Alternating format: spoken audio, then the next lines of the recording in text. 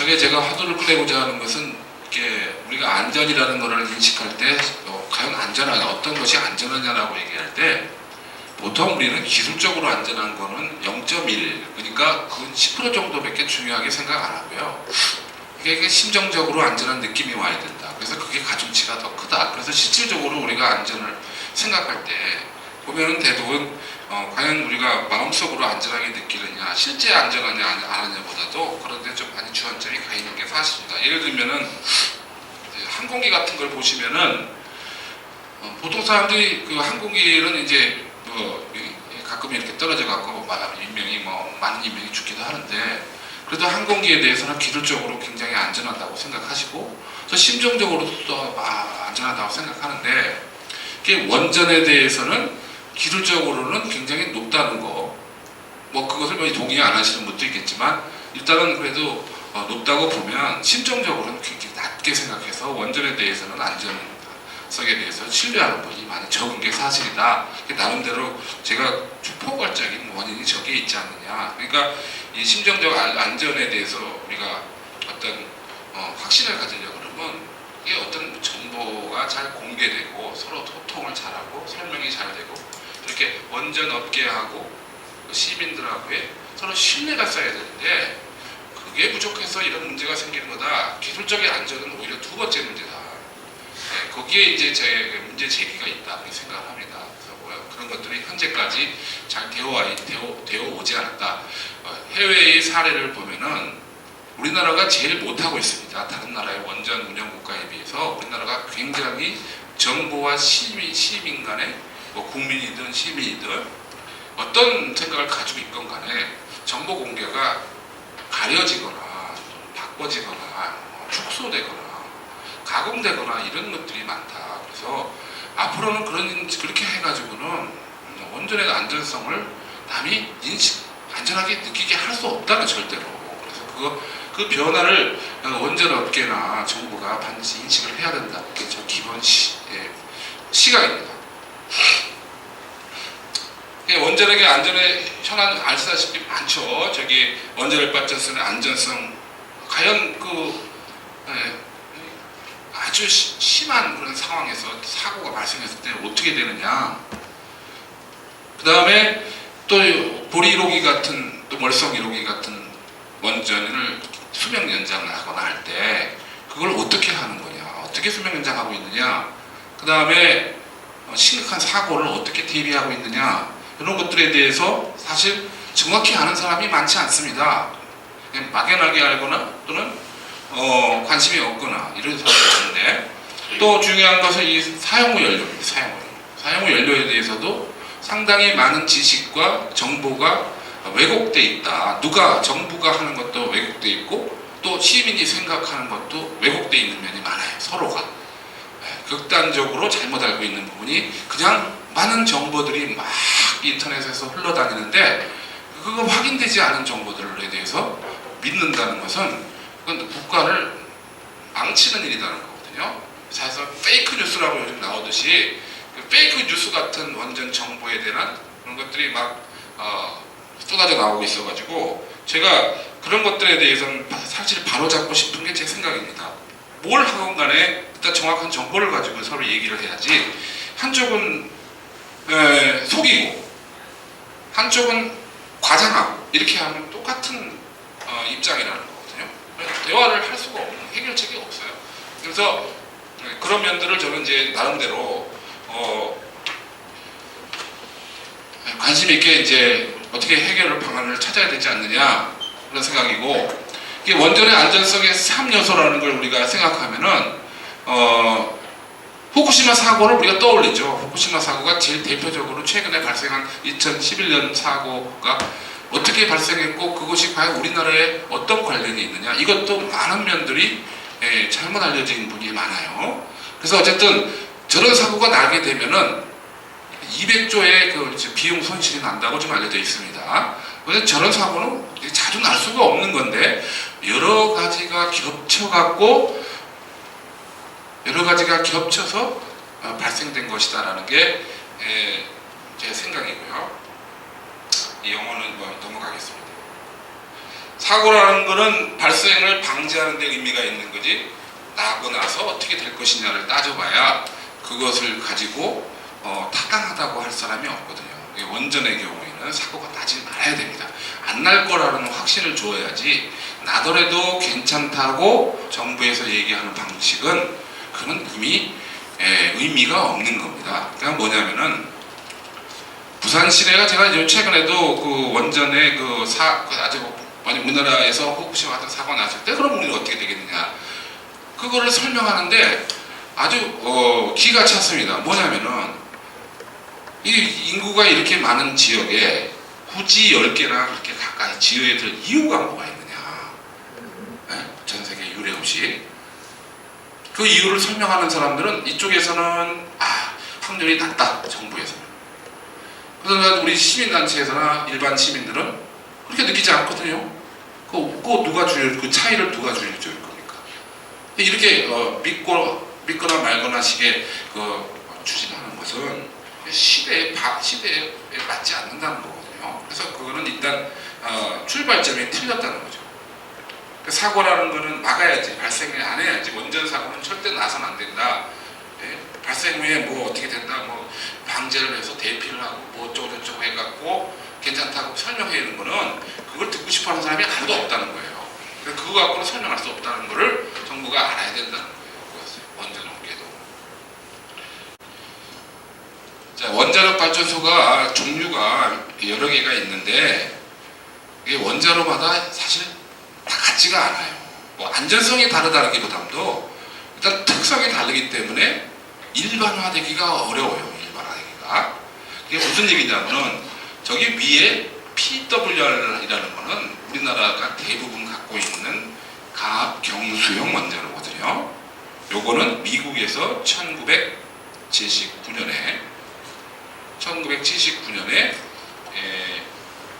해결료, 여기 원자로 안에 요 해결료가 녹은 적이 있어요. 냉각이 못 가서 끝났어요. 잠깐 녹았다가 반 정도 녹았다가 물이 들어가서 다시 그냥 끝나버렸어요.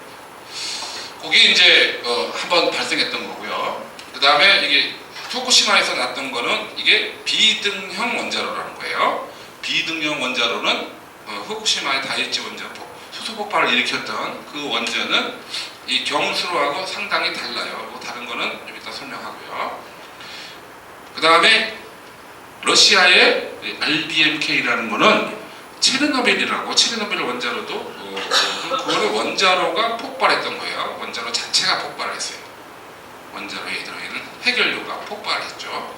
그거는 1986년에 나온 체르노빌 원전 사고. 이게 대표적으로 각 원전이 사고를 겪었던 원전 제일 등급이 높은 사고들이라고 보시면 되는데, 요게 세 개가 완전히 달라요. 그래서 어떤 일반화시킬 수, 이거는 체르노빌 원전 사고니까 우리는 어떠냐, 후쿠시마 사고가 저랬으니까 우리도 저렇게 되는 거 아니야. 그거는 사실은 제가 그렇지는 않아요. 안전성을 또 다른 유형의 원자로를 우리도 그렇지 이렇게 하는 거는, 예를 들어서 뭐하고 뭐를 비교하니까 열차, KTX하고 자동차하고 비교하는 거하고 비슷해요. 그러니까 KTX하고 자동차하고의 그렇게 직접 비교해갖고 뭐 어쩌다 얘기하기 어렵잖아요. 그래서 그렇게 직접 비교하는 것은 위험하다. 그러니까 실제 사실을 알고 그 다음에 이제 파악을 해야 된다는 제 생각이고, 그래서 원자력 발전소가 안전하다를 판단하려고 그러면 저 세 개를 잘 해야 됩니다. 세 개를 잘 하고 있느냐, 저것만 잘해주면 안전하다 이렇게 보세요. 첫 번째, 원자로 안에서는 우라늄이 핵이 분열해서 나오는 에너지이기 때문에 그 핵 분열을 꺼트리면 돼요. 핵 분열을 끌 수 있으면 돼요. 그렇죠? 그러면 핵 분열이 정지하기 때문에 상당히 발생되는 열량이 줍니다. 평상시 때 100이 나오고 있었으면 원자로를 끄면은 한 1% 이내로 금방 떨어지거든요. 그러니까 그거를 제거 못하면 그 1%, 2% 열을 제거 못해서 후쿠시마에도 용융이 계속 진행된 거예요. 그러니까 1%, 2% 열이, 그러니까 1000메가짜리 원자로에 4000메가가 원자로에서 나오면 3500이 나오면 1%면은 35메가와트거든요. 35메가와트면은 풍력 발전기 한 15개 정도의 열량이에요. 그렇죠. 에너지가. 그것이 해결료를 녹일 수가 있어요. 언제 녹이느냐? 물이 없어지면 녹아요. 그래서 그걸 우리는 원자로가 꺼지고 나서 나오는 열을 풍계 열이라고 하거든요. 그것이 한 1 내지 2% 정도가 점점 줄어들긴 하지만 그거를 제거를 잘 해주면 녹지 않아요. 자, 그러면 정지가 안 되고 핵분열 제거도 안 되면 그거는 후쿠시마 같은 사고로 진전을 할 수가 있어요. 그러나 결과는 또 다르다. 그 다음에 세 번째가 방사능 물질이 어디로 나가느냐예요. 그러면 원자로에 있는 이 해결료가 여기 안에 이 해결료가 이렇게 담겨 있는데 이것이 방사능이 어디서 나오냐면은 여기가 어디가 끊어지게 되면 이리로 나오죠. 그 다음에 이 증기발생기를 통해서 여기 증기발생기에 있는 관이 깨지면 일로 나가죠. 그 다음에 경락 건물이 깨지면 여기 부서지면 일로 이게 나갈 수 있어요. 세 가지 정도의. 그러니까 최종적으로 바깥으로 나가는 거는 경락 건물로 나가나 이것이 어디가 절단이 돼서 나가나 여기 관을 통해서 증기관을 통해서 나가나 이 두 가지 경로밖에 없어요.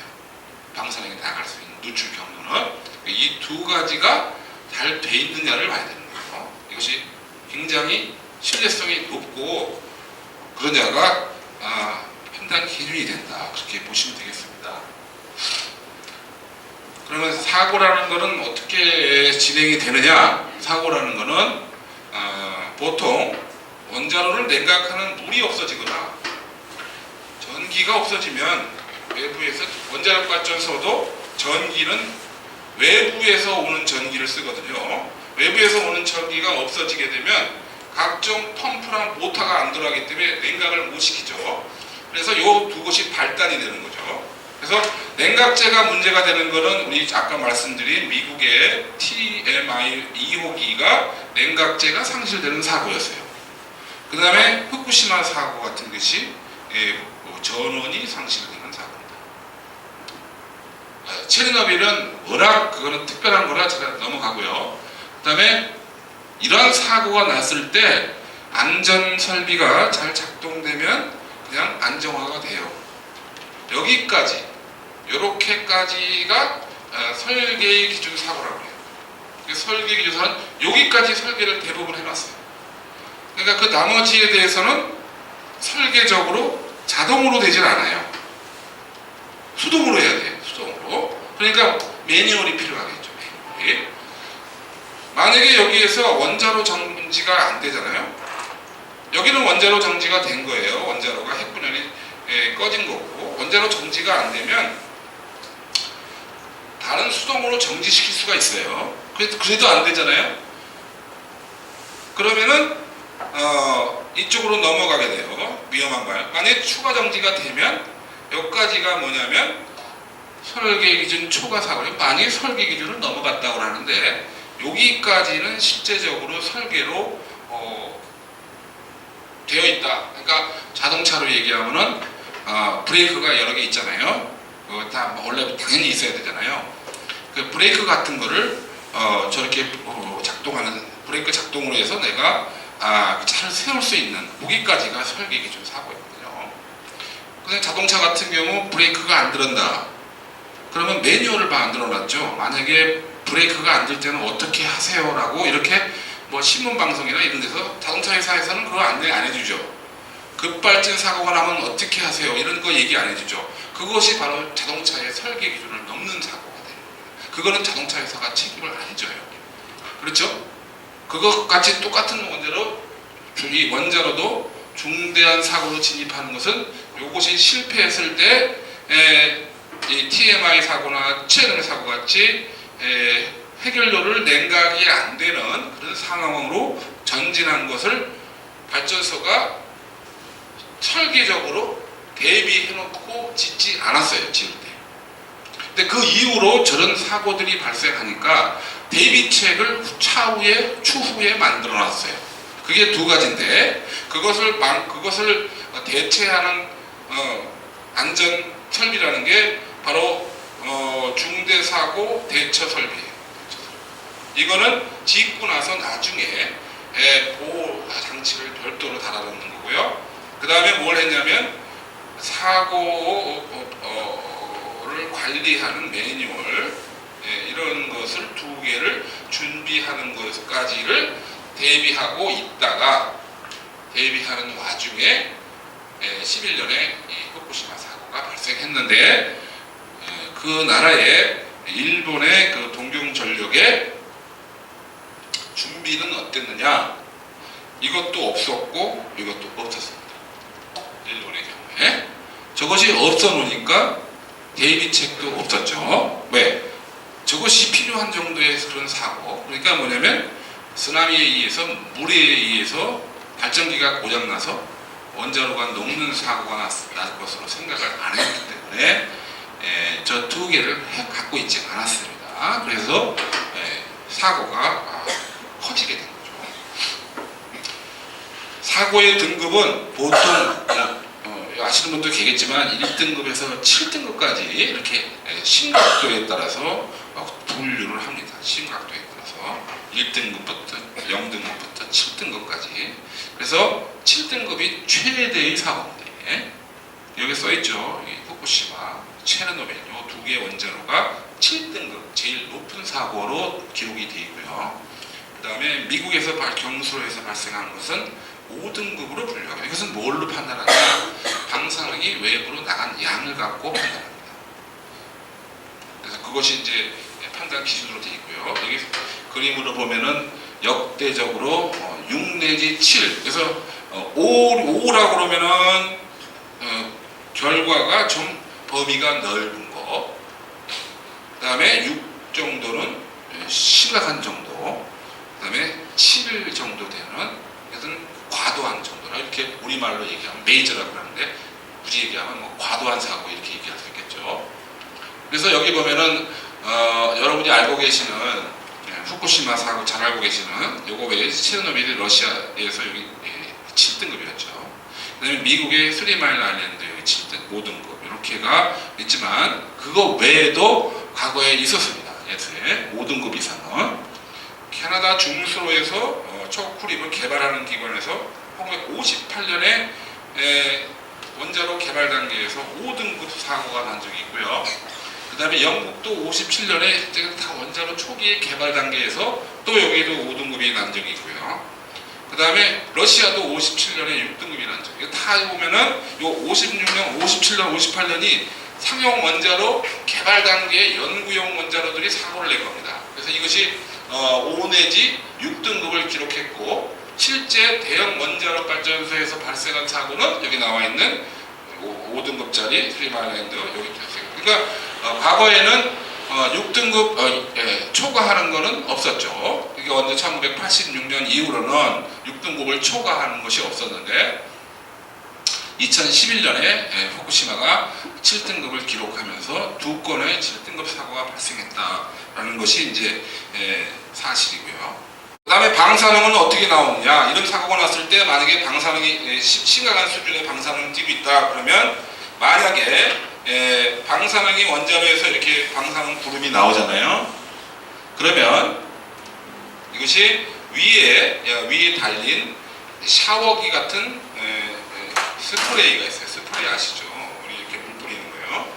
이걸 물을 뿌려서 증기를 사라지게 할 수 있는 게 있어요. 근데 이게 물이 안 내려올 수가 있죠. 증기가 없으면 이 물을 못 뿌려요.